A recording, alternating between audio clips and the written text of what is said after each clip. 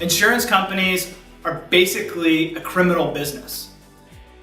Their whole business model is built around collecting premiums from you and denying coverage whenever it is that you ask for something that they should otherwise cover. And the reality of the situation is if you have a big claim, you end up having to sue the insurance company just to get them to pay out.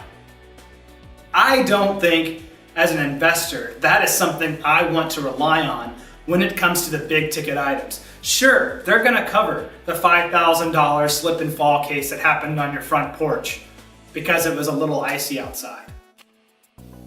But what they're not gonna cover is grandma falling through the staircase, breaking her hip, and now being permanently disabled for the rest of her life.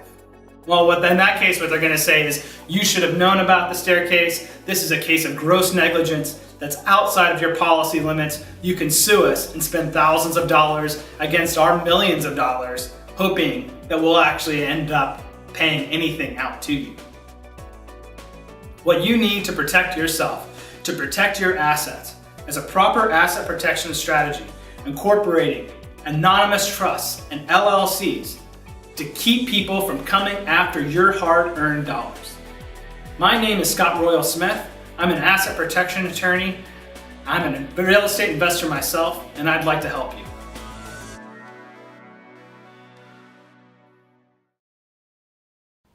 If you thought this content was good, you have to go see the Bigger Pockets podcast that I did. It was the top 10 things every real estate investor has to know about asset protection, and you can go listen to it right here.